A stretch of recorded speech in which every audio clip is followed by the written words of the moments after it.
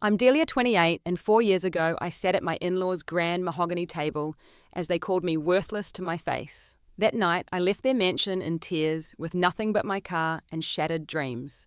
They thought they'd broken me for good. They had no idea that moment would become my catalyst. Today I return to their company on a private jet, not as their rejected daughter-in-law, but as the owner of the business that would save or sink their empire. Before I dive into how my life transformed, let me know where you're watching from in the comments, and don't forget to subscribe to hear more stories of triumph over adversity. I grew up in Mapleton, one of those small American towns where everyone knows your business before you do. My parents ran the local hardware store, and while we never struggled, luxury wasn't in our vocabulary. Despite our modest means, they instilled in me a fierce work ethic and the belief that with enough determination I could achieve anything. My dreams always felt bigger than Mapleton could contain. I worked multiple jobs to put myself through college, becoming the first in my family to earn a business degree. My parents beamed with pride at my graduation, completely unaware that the handsome man watching me from across the lawn would change the course of my life forever. James Harrington approached me at the graduation reception, champagne flute in hand, confidence in his stride, tall with dark hair, and the kind of smile that made you feel like you were the only person in the room. He was completing his MBA, and something about his ambition matched my own hunger for success. "Congratulations," he said, clinking his glass against mine. "To new beginnings."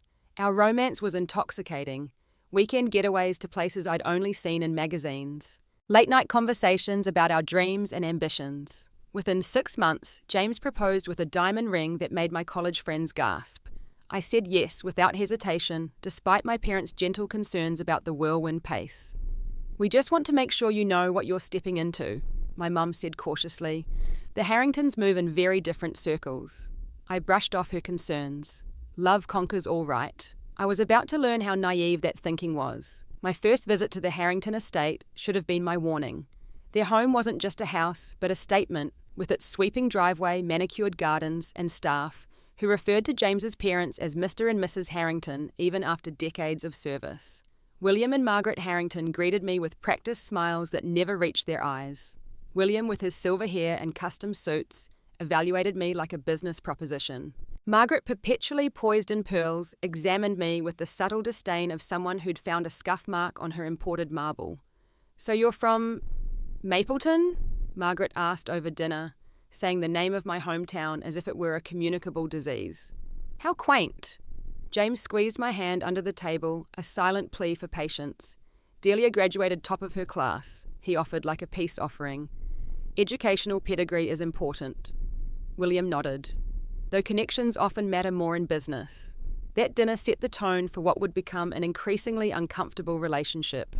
James assured me they just needed time to warm up, but I felt the unspoken truth: I wasn't what they had envisioned for their son. Our wedding was an exercise in compromise that felt suspiciously one-sided. Margaret steamrolled my simple tastes with extravagant arrangements, more suited to a royal wedding than what I had envisioned. My family looked out of place among the Harringtons' social circle like sparrows among peacocks. After the honeymoon, reality set in quickly. James worked long hours at Harrington Enterprises, the family's multinational import-export business. I had planned to pursue my own career in sustainable business development, but James convinced me to take a temporary position in the family company's marketing department. "It's a foot in the door," he promised.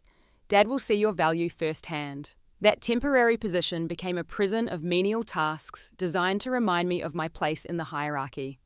Any ideas I brought to meetings were dismissed or worse appropriated by Amanda, James's sister, who made no attempt to hide her contempt for me.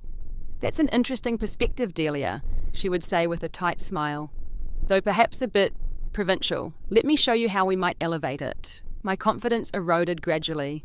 The vibrant, ambitious woman James had met at graduation dimmed under the constant shadow of the Harrington expectations. Our home, a wedding gift from his parents that came with Margaret's weekly unannounced visits to check on things, never felt like mine. James changed too. The man who once found my ambition attractive now seemed embarrassed by my entrepreneurial ideas. Dinners at his parents' home became exercises in endurance, with veiled criticisms about everything from my clothes to my opinions. Perhaps James could help you select something more appropriate for next time, Margaret suggested after one particularly uncomfortable evening. I began developing an idea for an online business focused on sustainable fashion, working late nights, while James attended family functions without me. When I excitedly shared my business plan with him, his response cut deep.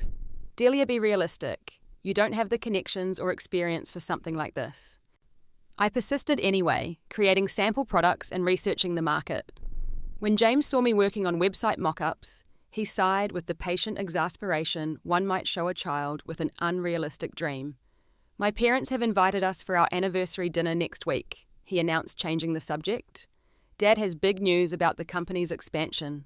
For the first time in months, I felt a flicker of hope.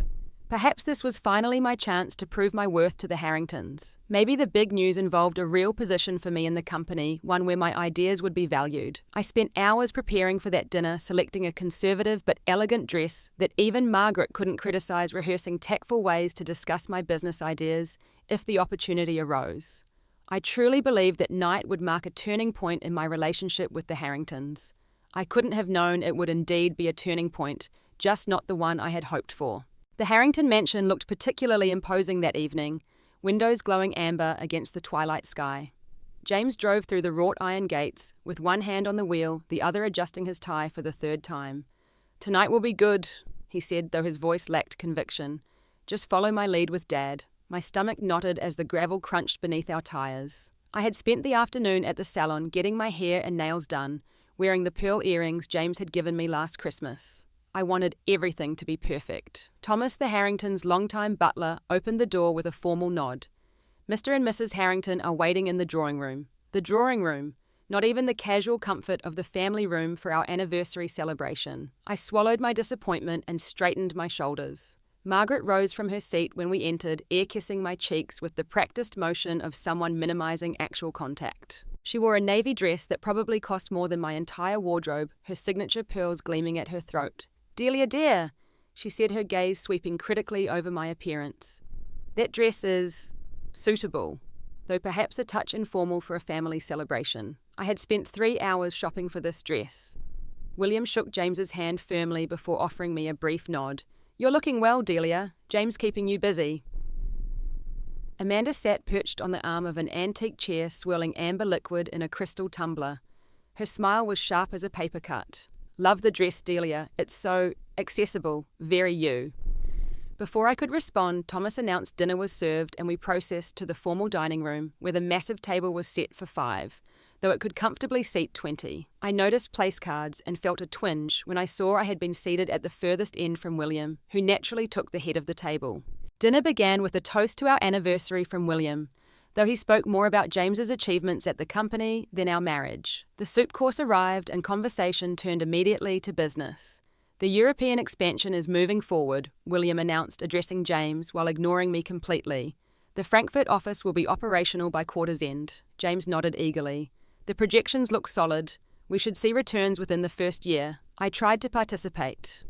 "I read that European markets are increasingly focused on sustainability. Perhaps that's an angle we could explore for differentiation." The table fell silent.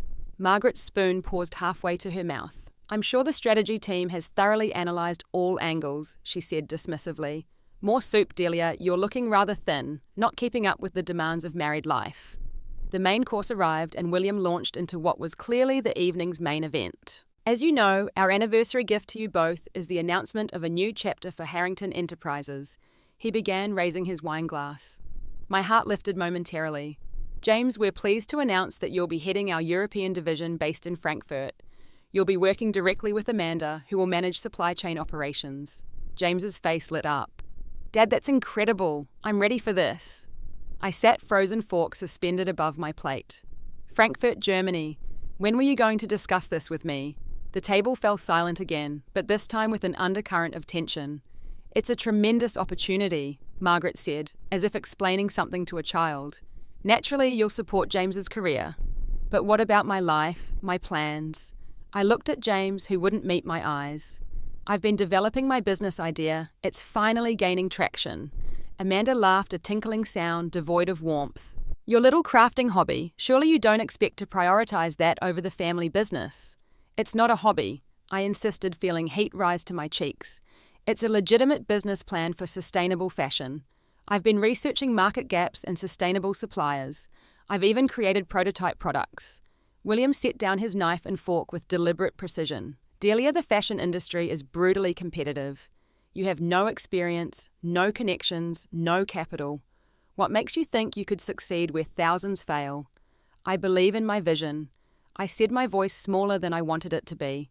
Sustainable fashion is the future. There's a growing market for ethically produced clothing. Margaret sighed dramatically. This is exactly the problem, James. She doesn't understand her role in this family. We've given her every opportunity to integrate into Harrington Enterprises, and she persists with these unrealistic fantasies.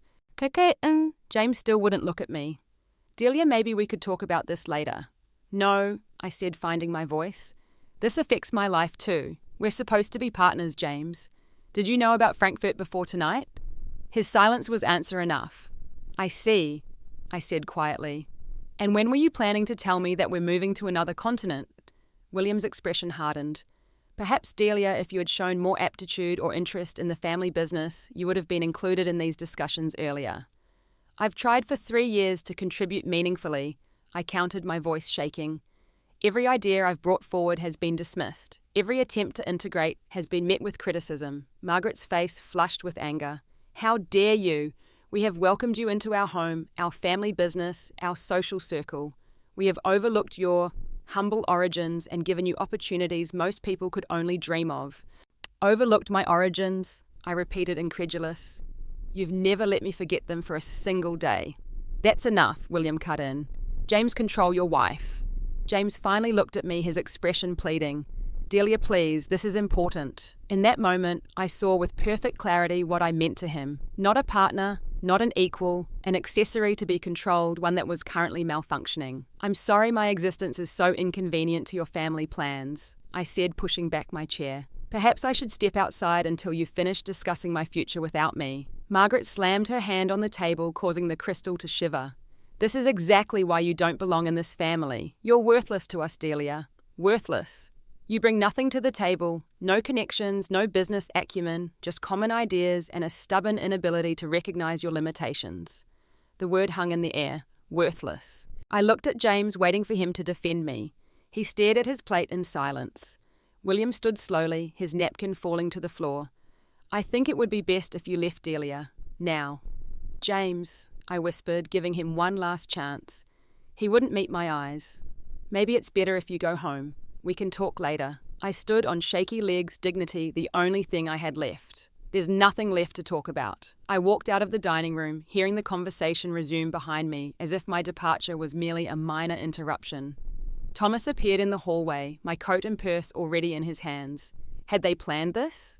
Had they expected me to be thrown out tonight? Your car has been brought around, Mrs. Harrington, he said quietly, a flicker of sympathy in his eyes. I collected my belongings from the guest room where we'd planned to stay the night. My hands trembled as I stuffed clothes into my overnight bag. Through the window, I could see dark clouds gathering, a storm approaching. How fitting. The walk down the Harringtons' grand staircase felt eternal. The family portraits lining the walls seemed to watch me with the same dismissive gaze as their living counterparts. Outside, rain had begun to fall, soaking through my carefully chosen dress as I walked to my car. I didn't cry until I was halfway down the long driveway, the mansion's lights shrinking behind me. Then the tears came in a flood that blurred my vision so badly I had to pull over. Through the rain-streaked window, I watched the Harrington estate grow smaller in my rearview mirror. Worthless. The word echoed in my mind as thunder rolled overhead. I had lost everything I had built my life around for the past 3 years. My marriage, my sense of identity, my future. But sitting there in my car, rain pounding on the roof, I made a promise to myself that would change everything. This wouldn't be the end of my story. It would be the beginning. The first week after that night was a blur of practical necessities hiding deeper wounds. I couldn't return to the house. James and I shared a house that had never truly been mine. So I checked into an extended stay hotel with the few belongings I had packed for what was supposed to be a celebratory weekend. James called repeatedly, but his messages revealed his true priorities. My parents are upset, he said. If you apologize, we can move past this. No recognition of how deeply I had been hurt. No acknowledgement of his betrayal in staying silent while his mother called me worthless. just concern about smoothing things over for his family's comfort. When I finally answered, my voice was steady despite my breaking heart. "I want a divorce, James." The silence on the other end spoke volumes. When he finally responded, his voice had a coldness I'd never heard before. "If that's what you want, I'll have our lawyer contact you." Our lawyer. The Harringtons' lawyer. One more reminder that I had never truly been part of their world. Within days, divorce papers arrived by courier, efficient and ruthless. James had already moved his personal items from our shared home and left the keys with the documents. The Harrington machine moved quickly when excising unwanted elements. With what little savings I had, I found a tiny studio apartment in a part of town the Harringtons would never visit. One room with a kitchenette bathroom and a view of the brick wall of the adjacent building. But it was mine. No Margaret to criticize my decorating choices. No William to dismiss my opinions. No Amanda to undermine my confidence. Financial reality hit hard and fast. The divorce proceedings froze our joint accounts, and my position at Harrington Enterprises was unsurprisingly terminated. I needed income immediately, so I took whatever work I could find. Waiting tables at a diner during the day, stocking shelves at a grocery store at night, and delivering food on weekends. My body ached from the physical labor I wasn't accustomed to. My hands, once manicured for corporate meetings, grew calloused and chapped. But each paycheck, modest as it was, belonged entirely to me. The nights were the hardest. Exhausted but unable to sleep, I would stare at the water stains on my ceiling and replay that dinner in my mind. Worthless. The word had buried itself deep in my psyche. One particularly difficult night, after a 12-hour shift at the diner where a customer had berated me over cold coffee, I broke down completely. Sitting on the floor of my shower, hot water running over me, I sobbed until I had nothing left. When the water ran cold, I stood up. Something shifted in that moment. I looked at my reflection in the foggy mirror and said aloud, "They're wrong about you." The next morning, I called Tara Wilson, my college roommate, who I'd lost touch with during my marriage. James had never liked her outspoken nature, and gradually our friendship had faded. "Delia," her voice was warm with surprise. "It's been forever." When we met for coffee that weekend, I told her everything. She listened without interruption, her expression darkening as I described the dinner and its aftermath. "Those entitled elitist jerks," she said when I finished. "I always thought James had a backbone. Guess I was wrong." For the first time since that night, I laughed. It felt rusty but real. "So what now?" Tara asked. "What do you really want to do?" The question caught me off guard. What did I want? For so long my desires had been filtered through the lens of what would please James or be acceptable to the Harringtons. "I still believe in my business idea," I said cautiously. "Sustainable fashion with ethical manufacturing." Tara's eyes lit up. "Show me." That night, I dug out my business plan and the product sketches I'd saved on a USB drive. Tara listened as I explained my vision for clothing that was both environmentally conscious and affordable. "The market gap is obvious," I explained, animation returning to my voice. "Sustainable fashion exists, but it's prohibitively expensive for average consumers. I want to create a line that makes ethical choices accessible." "This is good, Delia," Tara said, flipping through my sketches. "Really good. What's stopping you from starting right now?" "Money, I said bluntly. "Experience, resources, everything the Harringtons said I lacked." Tara closed my laptop. "The Harringtons can go to hell. Start small. What's the minimum you need to create a prototype collection?" I did the calculations that night. With the absolute bare minimum materials, a used sewing machine, basic website hosting, I would need about $500 to create sample products. Exactly the amount in my emergency fund. The next day I withdrew the money.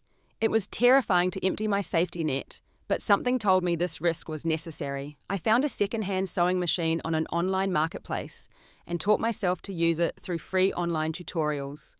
My first attempts were disastrous. Uneven seams, wasted fabric, pricked fingers, bandaged with whatever I had on hand. But I persisted. Night after night, after exhausting shifts at my various jobs, I would sit at my small table and work on my designs. I sourced sustainable fabrics from local suppliers, building relationships with small businesses who were willing to sell me remnants and end-of-bolt pieces at discounted prices. My tiny apartment transformed into a makeshift studio. Fabric samples hung from pushpins in the walls. Thread spools lined my windowsill. A dressmaker's dummy, another second-hand find, stood in the corner like a silent roommate. I created social media accounts for eco-chic designs and posted photos of my first completed pieces, a versatile wrap dress made from organic cotton, a blouse from reclaimed textiles. My followers numbered in the single digits, initially mostly Tara and a few supportive co-workers from the diner. The first order came 3 weeks later. A woman in Seattle wanted the wrap dress after seeing Tara wearing it in a photo she'd shared. The payment notification, $28 after materials, brought tears to my eyes. Someone valued my work. Someone thought it was worth paying for. That small success fueled me. I developed a business plan during breaks at the diner, researching competitors and market trends on the restaurant's Wi-Fi. I started a simple spreadsheet to track expenses and revenue, determined to run even this tiny operation with professional precision. Progress was incremental. Some weeks brought multiple orders, others none. I learned to manage my expectations and celebrate small victories. When a local boutique owner ordered 5 items for her shop, I danced around my tiny apartment like I'd won the lottery. The divorce became final 6 months after that fateful dinner. James didn't attend the hearing, sending his lawyer instead. I sat alone on my side of the courtroom, wearing a dress I had made myself. The settlement was minimal, the Harringtons' lawyers made sure of that. But I walked out of that courthouse feeling lighter than I had in years. That night, scrolling through job listings while eating ramen at my small table, I saw a posting for a small business grant, specifically for women entrepreneurs in sustainable industries. The application process was rigorous, requiring a detailed business plan, financial projections, and a video pitch. I worked on that application for 2 weeks straight, refining my vision and forcing myself to think bigger than my tiny apartment operation. The night before the deadline, I recorded my video pitch 17 times, before I was satisfied, the passion in my voice growing stronger with each attempt. After submitting the application, I tried not to fixate on it. The odds were long, and I couldn't afford to put my life on hold waiting for a miracle. I continued my multiple jobs, continued sewing late into the night, continued building my tiny customer base one order at a time. 8 weeks later, an email arrived that would change everything. Congratulations on being selected as a finalist for the Women in Sustainability grant. I stared at my phone screen, reading the words repeatedly to make sure I wasn't hallucinating from exhaustion. I wasn't. I had 1 week to prepare for an in-person interview with the selection committee. For the first time in a long time, I felt something that had been missing since that rainy night at the Harrington mansion. Hope. The grant committee interview was held in a glass-walled conference room at the city's Business Innovation Center. I wore my best self-made outfit, a tailored blazer from reclaimed wool and a silk blouse dyed using natural pigments. My portfolio contained samples of sustainable fabrics, photographs of my designs, and detailed plans for scaling production ethically. 5 people sat across from me, business professionals, with expressions that gave nothing away. For 20 minutes, they questioned every aspect of my business model, challenging assumptions and probing weaknesses. I answered with a confidence that surprised even me, defending my vision without apology. When the committee chair asked, "Why should we invest in you specifically?" I took a deep breath. "Because I understand what it means to start from nothing," I said. "I've built this business working 3 jobs, sleeping 4 hours a night, and believing in something when no one else did. I don't have a safety net or family connections. What I do have is absolute determination and a vision for fashion that doesn't force consumers to choose between ethics and affordability." 2 days later, I received the call. I had won the $10,000 grant. For the first time in over a year, I allowed myself a small luxury. I quit the overnight stocking job, keeping only the diner position for stable income. The grant money needed to be strategically invested, not spent on comfort. I rented a tiny space in an industrial district, essentially a glorified storage room with good lighting, and upgraded my equipment. I purchased fabric in bulk from ethical suppliers, reducing my per-unit costs significantly. I invested in proper accounting software and hired a freelance graphic designer to create a professional logo and website. The most significant step was hiring Taylor, a fashion design student looking for part-time work. Having help even just 20 hours a week doubled my production capacity. Taylor brought fresh ideas and technical skills that complemented my business focus. "This space has potential," Taylor said on their first day surveying the humble workshop. "It tells a story of building something authentic." I hadn't thought of it that way, but they were right. The contrast between the scrappy operation and the Harrington's polished corporate headquarters wasn't a weakness, it was part of our brand identity. That insight shaped our marketing approach. Rather than hiding our small scale, we highlighted it.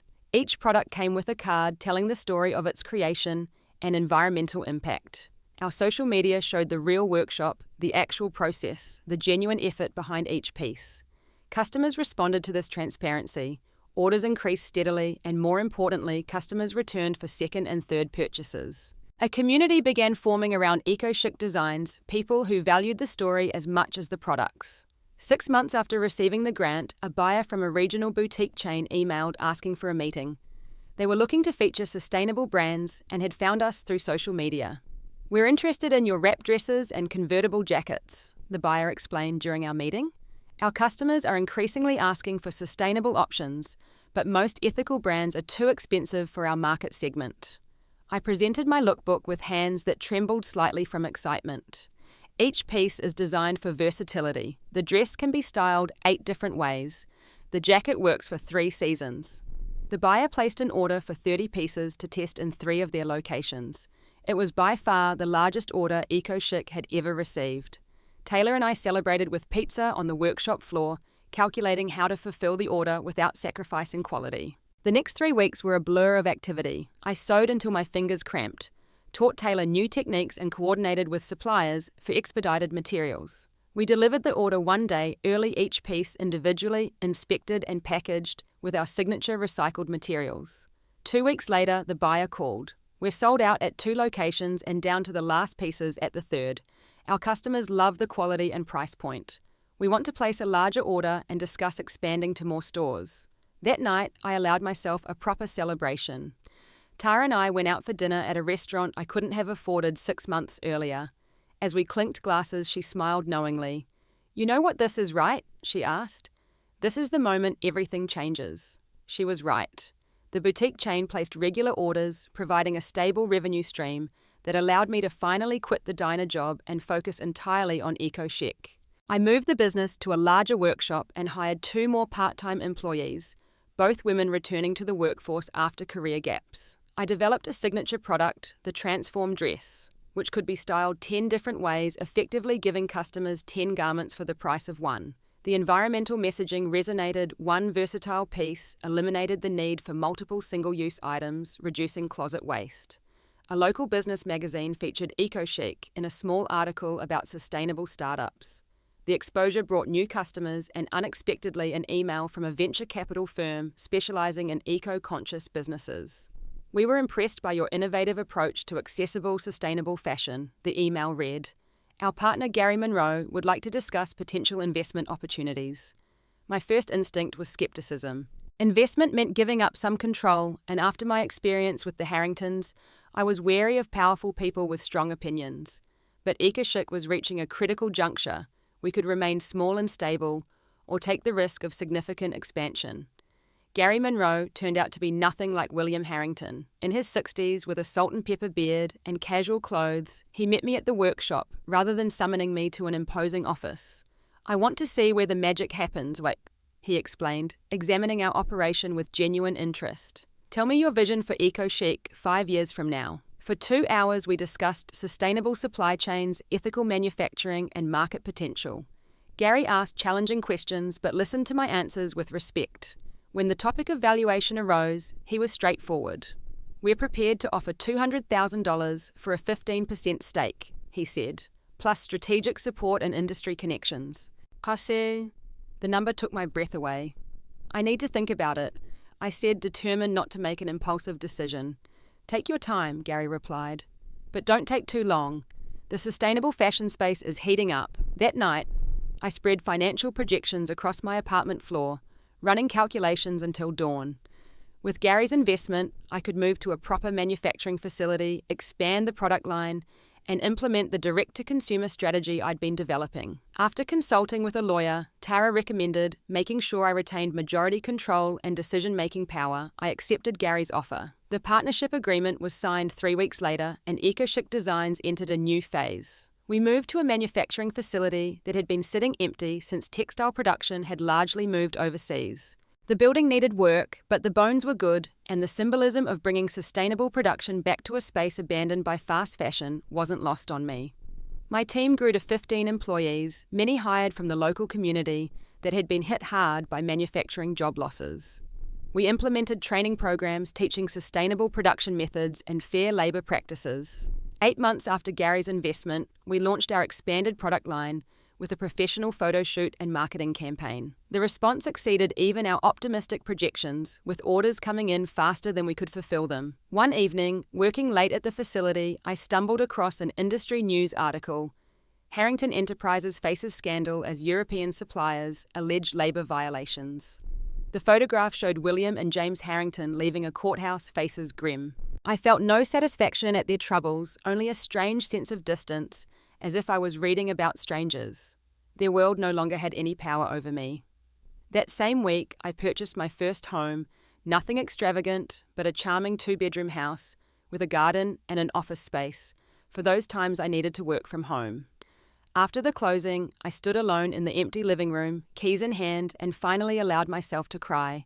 These weren't tears of sadness or trauma. They were tears of recognition. I had rebuilt my life from scratch. I had created something meaningful. I had proven my worth not to the Harringtons, but to myself. The woman who had driven away from that mansion in the rain, shattered and homeless, now stood on solid ground of her own making. The journey wasn't over. It had barely begun, but for the first time since that terrible night, I felt truly at peace with who I was becoming. I began seeing a therapist to process the trauma of my marriage and its ending. Through those sessions, I recognized how the Harringtons' constant criticism had eroded my self-image, how James's betrayal had made me wary of trusting others, and how those experiences had shaped my approach to business. "You've turned pain into purpose," my therapist observed during one session. "But make sure you're building towards something, not just away from your past." It was wise counsel. EcoChic wasn't just my redemption story, it was a viable business with responsibilities to employees, customers, and the environment. Its purpose had to extend beyond proving the Harringtons wrong. With that perspective, I refined our mission and growth strategy. We weren't just selling clothes. We were changing how people thought about their relationship with fashion. Each garment told a story of conscious consumption, ethical production, and environmental respect. When a major fashion influencer discovered our transformed dress and shared it with her millions of followers, EcoChic was ready for the spotlight. Our website crashed temporarily from the traffic surge, but we managed the growth scaling production without compromising our values. 2 years after that rainy night at the Harrington Mansion, I stood on a stage accepting an industry award for innovation in sustainable fashion. Looking out at the audience of fashion professionals, I felt neither vindication nor revenge, just quiet pride in the journey. Later that evening, as I was leaving the awards ceremony, my phone rang with a call that would bring my past and future into direct collision. The caller was Gary, my investor. "Delia, I just heard about Meridian Textiles. They're on the verge of bankruptcy." Meridian was a local manufacturer with a 100-year history in our region. Once employing thousands, they had downsized repeatedly as production moved overseas. Now they were facing closure. "That's unfortunate," I said, getting into my car after the awards ceremony. "But what does it have to do with us?" "They have manufacturing capacity we could use," Gary explained. "Their equipment is perfect for scaling our production, and their workforce already has the skills we need." My mind raced with possibilities. "An acquisition that's ambitious, Gary." "Ambitious but timely. Their facility is 10 times the size of ours. They have distribution channels we could leverage. And," he paused, "they're a key supplier to several companies including Harrington Enterprises." My grip tightened on the phone. "Harrington Enterprises, are you sure?" "Positive. They supply specialized textiles for Harrington's high-end home goods division. It's one of their few remaining contracts." I drove home in a state of conflicted emotions. Meridian's bankruptcy would mean hundreds of local jobs lost. An acquisition could save those jobs while giving EcoChic the capacity to grow significantly. But the Harrington connection complicated everything. The next morning, I called an emergency meeting with our management team and Gary. We spent hours analyzing Meridian's financials, touring their facility, and calculating potential integration costs. "Their equipment is underutilized but well maintained," our production manager reported. "With some retooling, we could double our output immediately." Gary nodded. "The real value is their workforce, skilled textile workers with decades of experience." By the end of the day, the business case was clear. Acquiring Meridian made sense for EcoChic's growth trajectory, regardless of any Harrington connection. We would need additional investment, but Gary was confident he could secure the necessary funding. "There's one more thing, he said as our meeting concluded. "To close this deal quickly, we need to meet with Meridian's management team in person. I've arranged for us to fly down tomorrow on my private jet."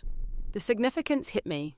4 years after being thrown out of the Harrington mansion, I would be returning to my former hometown, not as a rejected daughter-in-law, but as a successful entrepreneur considering a major business acquisition. The next morning, I dressed with particular care, choosing a power suit from our executive collection, sustainably produced, of course. My hair, once styled to please Margaret Harrington's conservative tastes, now fell in confident layers that framed my face.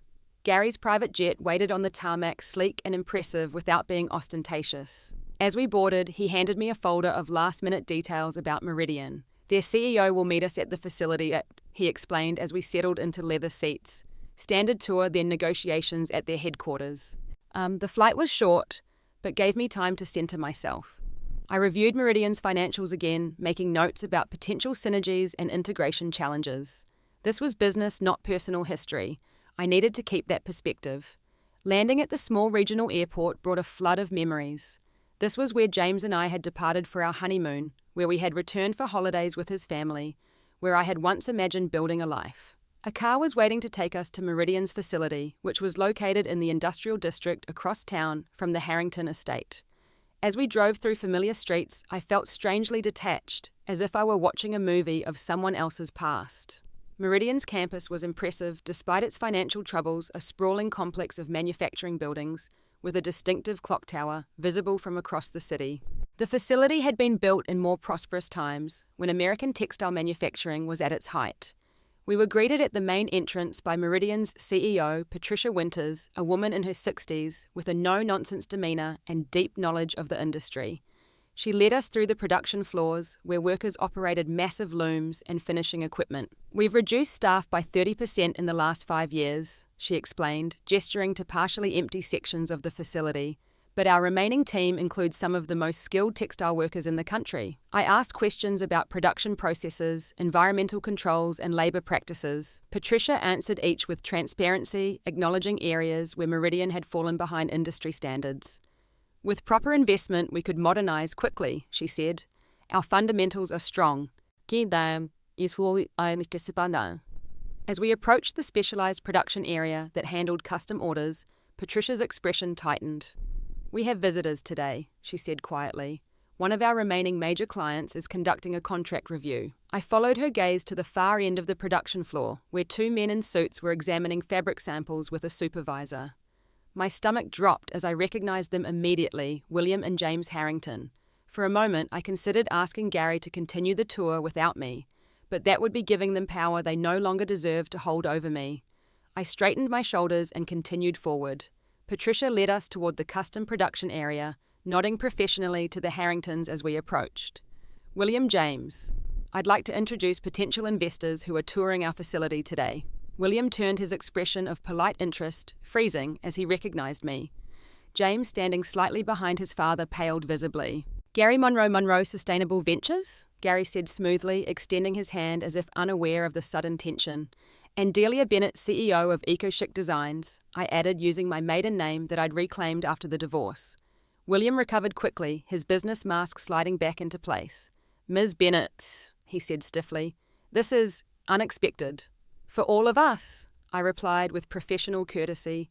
EcoChic is exploring an acquisition of Meridian to expand our sustainable fashion production. James stared as if seeing a ghost. In many ways, I was the ghost of the woman they had discarded, now returned in a form they couldn't have imagined. Patricia, sensing the awkward undercurrent, continued the tour professionally.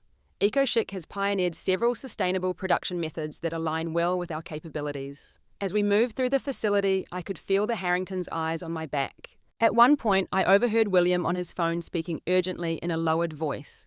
I didn't need to hear the words to understand he was attempting to gather information about EcoChic and my sudden reappearance as a business rival. The tour concluded in Meridian's conference room, where Patricia presented detailed information about their operations and financial situation. Throughout her presentation, I maintained my focus, asking pertinent questions and taking notes, ignoring the fact that the Harringtons had joined the meeting at Patricia's invitation. Meridian has been a key supplier to several premium brands, Patricia explained, displaying a client list that included Harrington Enterprises. These relationships could be valuable to EcoChic's expansion, or they could be liabilities, William interjected. For instance, Harrington Enterprises is reviewing all supplier relationships in light of changing market conditions. The threat was thinly veiled. Buy this company and we'll pull our business. Interesting, I replied calmly. In our analysis, we identified Harrington's contract as a relatively minor component of Meridian's portfolio, representing less than 8% of annual revenue. While all client relationships are valuable, our acquisition interest is based on Meridian's production capabilities and workforce expertise, not its current client list. William's jaw tightened at being so thoroughly countered. James shifted uncomfortably in his seat. Gary supported my position with additional data. Our projections show we could maintain full employment at Meridian solely through EcoShare's growth trajectory without depending on legacy contracts. The meeting continued with technical discussions about integration timelines and potential synergies. Throughout, I maintained a professional demeanor, never acknowledging the personal history that hung in the air like a storm cloud. As the formal presentation concluded, Patricia suggested, perhaps we could continue discussions over lunch. The country club has a private dining room available. That sounds perfect, Gary agreed before I could respond. The country club, where James and I had held our wedding reception, where the Harringtons were founding members, their territory. During the short drive to the club, Gary leaned over. There's history here I don't know about, isn't there? I nodded slightly. James is my ex-husband. William and Margaret are my former in-laws. Gary's eyebrows shot up. Well, that explains the Arctic chill in that conference room. Do you want to bow out of lunch? I can handle it. Absolutely not, I said firmly. This is business, not personal. The country club hadn't changed, again, still exuding old money and exclusivity from every polished surface. As our group was led to the private dining room, several members nodded deferentially to the Harringtons while casting curious glances at me. We had just been seated when a familiar voice called out from the doorway. William James, what a delightful surprise. Margaret Harrington stood there elegant as always in a designer suit, her signature pearls gleaming at her throat. Her practiced smile faltered when she saw me. Margaret? William said tightly. We're in a business meeting. But Margaret had already recovered her social mask firmly in place. I simply must say hello to everyone, she insisted, approaching the table. Patricia, lovely as always. She nodded to Gary, then turned to me with a brittle smile. And you must be from the sustainable company Patricia mentioned. How interesting. Margaret, I said calmly. It's been 4 years. I'm Delia Bennett, CEO of EcoShick Designs. The colour drained from her face as recognition set in. For a moment, the polished socialite facade cracked, revealing the woman who had called me worthless in her dining room 4 years earlier. William stood abruptly. Margaret, we'll speak later. This is a business discussion. With remarkable composure, Margaret nodded and withdrew, but not before I caught the look of shocked calculation in her eyes. The lunch proceeded with tense professionalism. William attempted several times to undermine EcoShishik's acquisition proposal, suggesting our company lacked the experience to manage an operation of Meridian's scale. With all due respect, I countered, EcoShik has grown 500% in 3 years while maintaining sustainable practices and ethical employment standards. Our management team includes veterans from major apparel manufacturers, and our growth trajectory supports this expansion. By the time dessert arrived, it was clear that my confidence and preparation had neutralized William's attempts at sabotage. Patricia seemed increasingly convinced that EcoShik represented Meridian's best hope for survival. As the meeting concluded, Patricia walked us to our car. I'm impressed with your proposal, Ms. Bennett. We'll need to review details with our board, but I'm optimistic about a potential agreement. We shook hands and Gary and I prepared to depart. As I turned to enter the car, I noticed James approaching hesitantly. Delia, he said quietly, could I speak with you for a moment? Gary raised an eyebrow questioningly. I nodded that it was okay. I'll wait in the car, he said tactfully. James looked older than his 33 years, stress lines etched around his eyes. You look well, he began awkwardly. Your company sounds impressive. Thank you, I replied, keeping my tone neutral. What did you want to discuss? He glanced around nervously. My father is concerned about this acquisition. Meridian is strategically important to our operations. And he's prepared to make it worth your while to walk away. Financially, I mean. I stared at him momentarily, speechless. You're trying to bribe me to abandon a business acquisition that could save hundreds of jobs. James winced. He sees it as a business solution. Emotions aside, I repeated. Like when your mother called me worthless and you sat in silence. Like when your father threw me out of your house and you did nothing. Those kinds of emotions. He had the grace to look ashamed. Delia, I've regretted that night every day since. Save it, James. Tell your father that Edgar will proceed based on business merit alone. If Meridian is so important to Harrington Enterprises, perhaps you should consider acquiring it yourselves. His expression told me what I already suspected. The Harringtons were in no position to make such a purchase. The European expansion, the scandal with their suppliers, had weakened their financial position significantly. Goodbye, James, I said, turning to leave. Wait, he called. There's something else you should know. My mother wants to meet with you. She asked me to tell you she'll call your hotel. I laughed softly. I'm sure she does. You can tell Margaret that if she wants to meet, she can contact my assistant to schedule an appointment like anyone else. The drive back to the hotel was quiet, Gary respectfully giving me space to process the unexpected confrontations. Finally he spoke.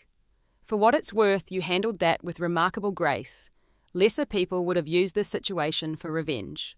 Revenge isn't good business, I replied simply, and I've worked too hard building something meaningful to jeopardize it for personal satisfaction. Back at the hotel, I reviewed my notes from the meeting, focusing on the practical aspects of the potential acquisition. Around 8 that evening, my phone rang with an unknown local number. Delia Bennett, I answered professionally. Delia.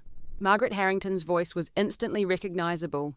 We need to talk. I considered hanging up immediately. Margaret Harrington had no claim on my time or attention after what she had done, but curiosity won out. What could we possibly have to talk about, Margaret? Please, she said, a note of desperation in her voice I had never heard before. Just one meeting, tomorrow morning before you leave. It's important. Against my better judgment, I agreed to meet her for breakfast at the hotel restaurant. After hanging up, I called Tara for a reality check. She's desperate, Tara said bluntly after I explained the situation. The Harringtons must be in serious trouble if Margaret is swallowing her pride to meet with you. I'm not interested in their troubles, I replied, or in gloating over them. Then why agree to meet? I pondered the question. Closure, maybe. Or perhaps I need to look her in the eye one more time to fully release the power she once had over me. The next morning, I arrived at the restaurant 15 minutes early, choosing a table with a clear view of the entrance. I wore a dress from Ekashik's Executive Collection Professional Elegant and made entirely from recycled materials. Margaret arrived precisely on time, looking immaculate as always, but with new lines of strain around her eyes.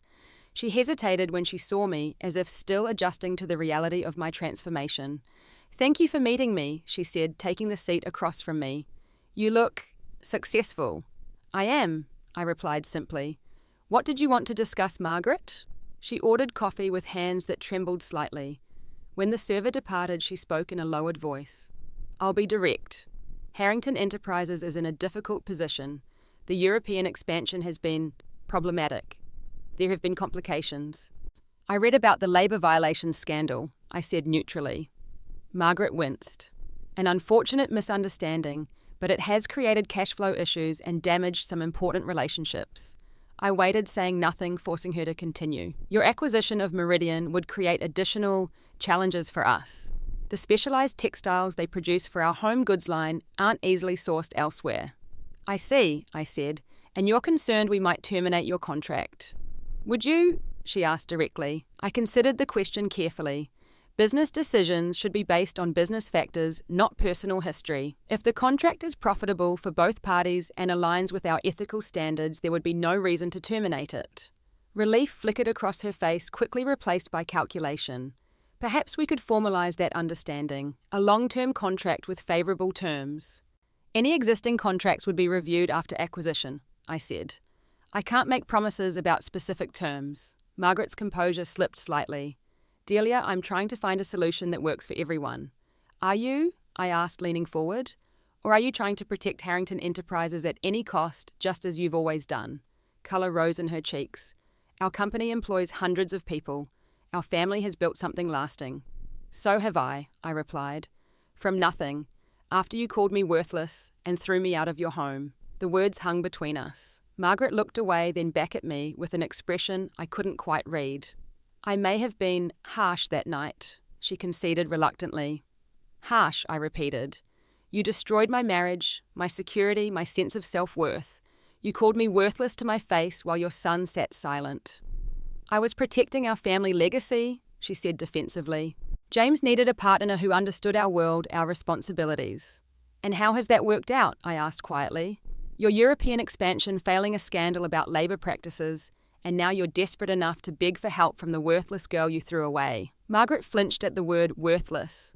For a moment, I glimpsed something like shame in her eyes. What do you want? She asked finally. Revenge. To see us fail to purchase our company when it collapses. I shook my head slowly. That's the difference between us, Margaret. I don't want anything from you. Not revenge, not gloating, not even an apology, though you certainly owe me one. I built EcoChic because I believed in something not to spite anyone. Then why pursue Meridian? You must know how it would affect us. Because it makes business sense for EcoChic, I said simply. Because it saves jobs in a community I once called home. Because the acquisition aligns with our values and growth strategy. Margaret studied me with new eyes, perhaps truly seeing me for the first time. You've changed. I've grown, I corrected, into the person I always was beneath your criticism and judgment. Our breakfast arrived and we ate in silence for several minutes. Finally, Margaret set down her fork with deliberate precision. What if I apologized? She asked, the words clearly difficult for her to speak. Sincerely, for what happened that night. I considered her question carefully. An apology doesn't change the past, Margaret. It doesn't erase the pain or the struggles, but it might help you more than it helps me. I am sorry, she said quietly. Not just because we need something from you now, but because I've had 4 years to reflect on that night, and I was wrong. About you, about what James needed. The apology sounded genuine, which surprised me. But it also came 4 years too late. Thank you for saying that, I replied evenly. But my decision about Meridian will be based on what's best for EcoChic, its employees and its mission, not on our personal history. Margaret nodded slowly. I understand. She reached into her purse and withdrew a business card, sliding it across the table. If you do acquire Meridian, this is my direct number. For business discussions. I took the card, tucking it into my portfolio without comment. As we prepared to leave, Margaret hesitated. James never recovered from losing you, you know. The woman he's with now. She's suitable on paper, but there's no joy in their relationship. That's not my concern anymore, I said gently. I wish him well, but our paths diverged 4 years ago. And you? She asked. Are you happy, Delia? The question caught me off guard with its unexpected sincerity. I'm fulfilled, I answered truthfully. I've built something meaningful. I've discovered my own worth independent of anyone else's validation. So yes, I would say I'm happy. Something like regret flickered across Margaret's face. Good, she said quietly. That's good. We parted with formal handshakes, the weight of our history acknowledged, but no longer defining our interaction. As I watched her walk away, shoulders straight, despite everything, I felt the last threads of bitterness dissolve. On the private jet back home, Gary and I discussed next steps for the Meridian acquisition. The numbers made sense. The strategic fit was clear. The decision would be based on business fundamentals, not personal history. 2 weeks later, after thorough due diligence and negotiations, EcoChic Designs acquired Meridian Textiles.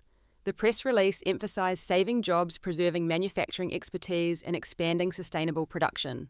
No mention was made of Harrington Enterprises. Our legal team reviewed all existing contracts, including the one with the Harringtons. We maintained it with adjusted terms that aligned with our ethical standards and business needs. Not as a favour, but as a sound business decision. William never contacted me directly, maintaining his pride to the end. James sent a brief email, congratulating me on the acquisition, which I acknowledged with professional courtesy. Margaret sent a handwritten note that said simply, "You've proven your worth, not that you needed to." I didn't respond to her note. Some chapters are better left closed. The integration of Meridian into EcoChic proceeded more smoothly than anticipated. The workforce embraced our sustainable practices and ethical standards with enthusiasm. Production capacity increased as projected, allowing us to expand into new markets. 6 months after the acquisition, EcoChic was featured on the cover of a national business magazine. The Future of Fashion, How Delia Bennett Built a Sustainable Empire from Nothing. The article detailed my journey without sensationalizing the personal aspects, focusing instead on the business innovation and growth. At the photo shoot for the cover, standing in Meridian's transformed production facility with my diverse management team, I felt a sense of completion. The journey that began in tears on a rainy night had led to something more meaningful than I could have imagined. Not revenge, not vindication, but purpose. 3 years after acquiring Meridian, I stood on the observation deck of our flagship manufacturing facility, watching hundreds of employees work below. The once struggling textile plant now hummed with purpose, producing sustainable fashion that was changing industry standards. Eco-chic had grown beyond my wildest dreams. Our workforce now numbered over 500 across 3 locations. Our products were sold in 17 countries. Our business model had been featured in case studies at leading business schools. But success meant more than numbers on a balance sheet. It meant creating a company where people were valued, where sustainability wasn't just marketing, but core practice, where profit and purpose coexisted harmoniously. The journey hadn't been without challenges. Scaling rapidly while maintaining our values required constant vigilance. There were nights I still worked until dawn weeks when I barely saw my home. But unlike the exhaustion of those early days in my tiny apartment, this fatigue came with fulfillment. My assistant knocked on the observation deck door. "Your 3 o'clock is here, the Women's Entrepreneurship Foundation meeting." I smiled. The foundation had become one of my most meaningful projects, a non-profit that provided grants, mentorship, and resources to women escaping toxic relationships and building businesses. It had grown from my personal experience into an organization that supported dozens of women annually. "I'll be right there," I replied, taking one last look at the production floor. In the boardroom, 5 women waited, the foundation's board members and 2 grant recipients. As I entered, they were reviewing the year's accomplishments. 37 businesses launched, reported the program director. 83% still operating after 1 year. 92 women supported through transition housing and education. Each statistic represented a life transformed. A woman who, like me, had found herself starting over and discovered her own strength in the process. After the foundation meeting, I returned to my office to find a package waiting on my desk. The return address showed it was from Tara, now running her own successful marketing agency, but still my closest friend. Inside was a framed photograph from 4 years earlier, me standing outside my tiny studio apartment on the day I received my first business grant. I looked exhausted, but determined, holding the grant letter like a lifeline. Tara's note read, "Found this while cleaning out old photos. Thought you should have it to remember where this all began.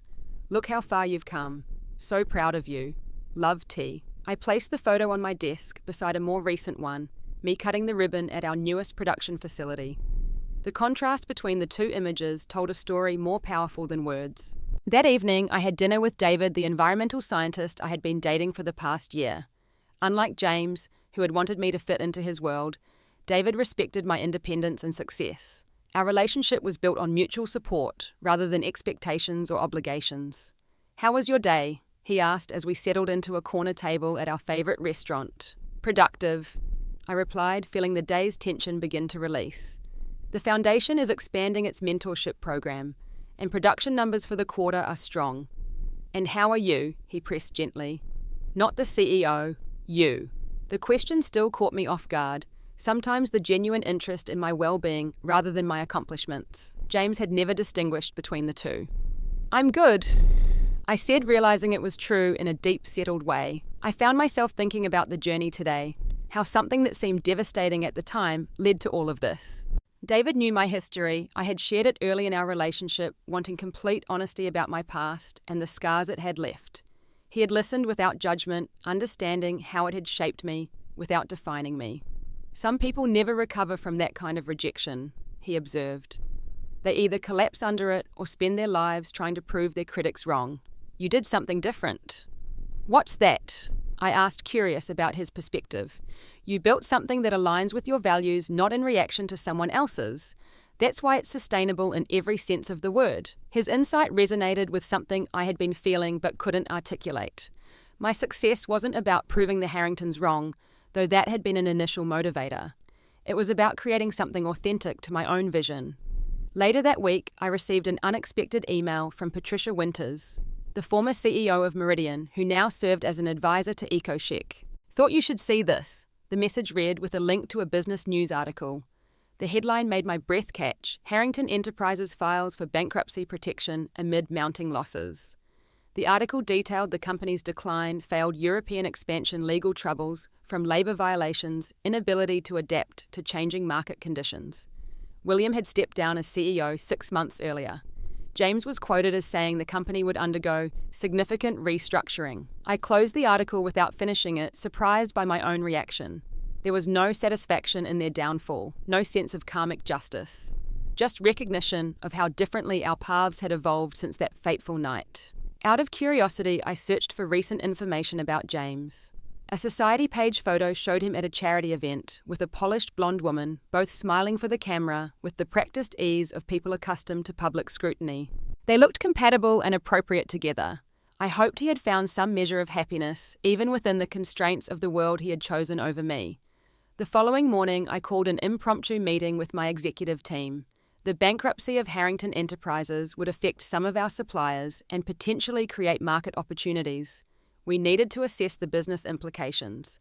There's also the question of their workers, I noted during the discussion. 300 people could lose their jobs if the company liquidates. My CFO looked skeptical.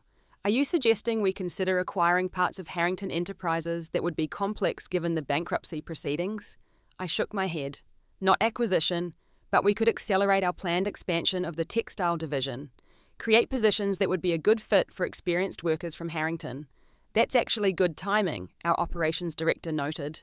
We've been discussing capacity constraints for next quarter. The decision wasn't about saving the Harringtons. It was about supporting a community and strengthening our business through strategic growth. The fact that it might help some former Harrington employees was a positive side effect, not the primary motivation. That evening alone in my home office, I found myself reflecting on the strange circle my life had travelled. The woman who had been thrown out of the Harrington mansion was now in a position to potentially hire the very people who had once looked down on her. I opened my journal, a practice recommended by my therapist years ago that had become an essential tool for processing my thoughts. The blank page waited for whatever truth needed expression.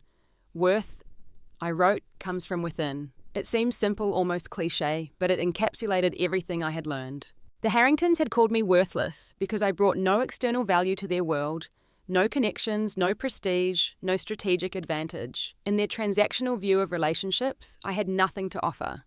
Their judgment had nearly destroyed me. But in rebuilding my life, I had discovered that true worth isn't assigned by others. It's inherent and expressed through purpose, integrity, and impact. My phone chimed with a text from David. Don't work too late. The world needs you rested for tomorrow's battles. I smiled, closing my journal. Tomorrow would bring new challenges, new opportunities to build something meaningful. The pain that had once defined me had transformed into purpose. The rejection that had broken me had freed me to create something authentic. 4 years ago, I had driven away from the Harrington mansion in tears, believing myself worthless because they had named me so. Today I knew better. Worth isn't bestowed by others or measured in dollars. It's discovered in the courage to begin again, in the strength to transform pain into purpose, in the wisdom to define success on your own terms. I had returned on a private jet, not to prove them wrong, but because I had found my own path forward. A path that aligned with my values and vision. A path that had led to something more meaningful than revenge or validation ever could. The journey continues. Every day brings new challenges, new opportunities to align actions with values. But now I move forward, not defined by past rejection, but guided by future purpose. And in that purpose, I have found something beyond success.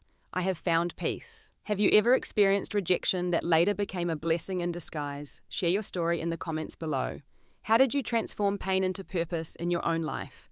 Don't forget to subscribe for more stories of resilience and reinvention, and hit that like button if this journey resonated with you. Remember, sometimes our greatest setbacks become the foundation for our greatest comebacks. Thank you for joining me today, and remember, your worth is inherent, not assigned by others.